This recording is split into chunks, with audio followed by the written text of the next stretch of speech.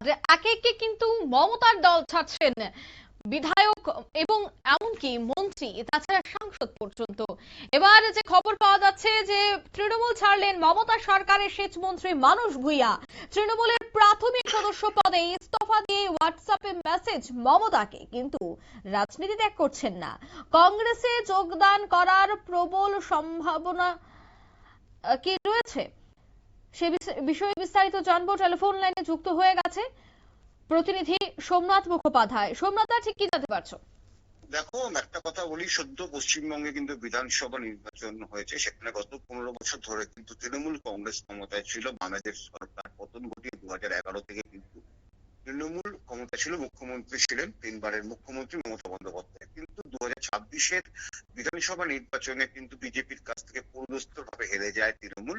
মমতা বন্দ্যোপাধ্যায় নিজেও কিন্তু তার গড় ভবানীপুর থেকে হেরে যায়। কিন্তু তারপর থেকে কিন্তু দেখা যাচ্ছে তৃণমূল দলটাই থাকবে কিনা আশঙ্কা প্রকাশ করেছিলেন অনেকে, এবং সেটাই কিন্তু হতে যাচ্ছে। ইতিমধ্যে আমরা জানি একাধিক বিধায়ক, 62 জন বিধায়ক কিন্তু তৃণমূলের আলাদা ব্লক করেছে, এবং লোকসভাতেও তাই, রাজ্যসভাতেও তাই। যেখানে লোকসভাতে কিন্তু সাংসদরা একটা আলাদা ব্লক করেছে, একাধিক রাজ্যসভার সাংসদ কিন্তু এর মধ্যে পদ ছেড়ে দিয়েছেন, তা রেজিগনেশন দিয়েছেন। এবার সবচেয়ে বড় যেটা খবর সামনে এলো, আগে বলে রাখি একটা কথা, গতকাল কিন্তু তৃণমূল আবার সাংগঠনিক একটা বদল করেছিল, এবং যেখানে সবচেয়ে বড় ব্যাপার, সায়নী ঘোষকে সরিয়ে দেওয়া হয় যুব সভাপতি থেকে, এবং উত্তর কলকাতার দায়িত্ব কেড়ে নেওয়া হয় সুদীপ বন্দ্যোপাধ্যায়ের হাত থেকে। সেই দায়িত্ব দেওয়া হয় কিন্তু কুণাল ঘোষকে।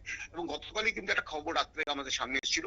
সেই খবরটা হলো যে কালীঘাটে দিদির সামনে, অর্থাৎ মমতা বন্দ্যোপাধ্যায়ের সামনে কিন্তু রীতিমতো অভিষেক বন্দ্যোপাধ্যায়ের সাথে কুণাল ঘোষের কিন্তু রীতিমতো তর্ক হয়, এবং এই তর্ক কিন্তু মোটামুটি এখন অলিখিতভাবে সবাই জানে। এবং এরই মধ্যে যে খবরটা আসলো, প্রাক্তন সেচ মন্ত্রী, অর্থাৎ মমতার আমলের প্রাক্তন সেচ মন্ত্রী, যিনি 2011-এ কংগ্রেসের টিকিটে জিতে তখন জোট সরকারের সেচ মন্ত্রী হয়েছিলেন, পরবর্তীতে জোট ভেঙে গেলে তিনি তৃণমূলে চলে যান, এবং তৃণমূল থেকে তিনি কিন্তু জিতে সেচ মন্ত্রী হন, ছিলেন রাজ্যসভার সাংসদ। সেই মানস ভুঁইয়া কিন্তু একদম হোয়াটসঅ্যাপ করে জানিয়ে দিয়েছেন তিনি তৃণমূলের সাথে কোন রকম সম্পর্ক রাখবেন না। তিনি প্রাথমিক সদস্য পদ অব্দি ত্যাগ করলেন। এবং মানস ভুঁইয়া চলে যাওয়া মানে কিন্তু, বিশেষ করে মেদিনীপুরের যে এলাকায় কিন্তু মানস ভুঁইয়ার যথেষ্ট সংগঠন আছে সব এলাকায়, সেই সংগঠনও কিন্তু হাতছাড়া হলো তৃণমূলের। একটা কথা বলতে পারি যে পশ্চিমবঙ্গে এখন কিন্তু কংগ্রেস আস্তে আস্তে প্রচুর নেতা, তৃণমূল থেকে প্রচুর কর্মী, তারা কিন্তু আস্তে আস্তে কংগ্রেসের দিকে ঝুঁকছে। মানস ভুঁইয়া কিন্তু তার পুরনো দল কংগ্রেসের দিকে যাওয়ার, অর্থাৎ সবটা মিলিয়ে কি মনে হচ্ছে তৃণমূল একেবারে তাসের ঘরের মতো ভেঙে যাচ্ছে, অন্যদিকে কংগ্রেস কি ধীরে ধীরে একটু হলেও এবার শক্তি ফিরে পাচ্ছে?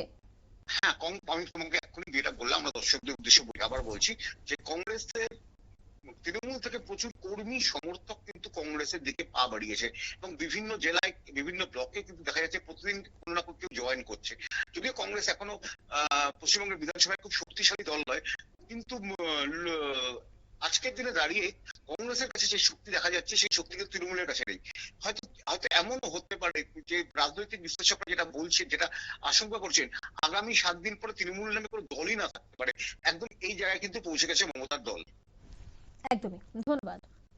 অর্থাৎ এই বিষয়টা নিয়ে কিন্তু এবার দেখা গেছে যে মমতা বন্দ্যোপাধ্যায়ের যে দল, সেই দল থেকে একের পর এক মন্ত্রী, বিধায়করা, এমনকি রাজ্যসভার সাংসদরাও বেরিয়ে পড়ছেন, ইস্তফা দিয়ে দিচ্ছেন। তাতে কিন্তু আগামী দিনে দল টিকে থাকা বা দলের নামটাকে ধরে রাখাটাই কিন্তু বড় চ্যালেঞ্জ হয়ে পড়বে মমতা বন্দ্যোপাধ্যায়ের জন্য। নিয়ে নিচ্ছি ছোট্ট একটি বিজ্ঞাপন বিরতি, সঙ্গে থাকুন।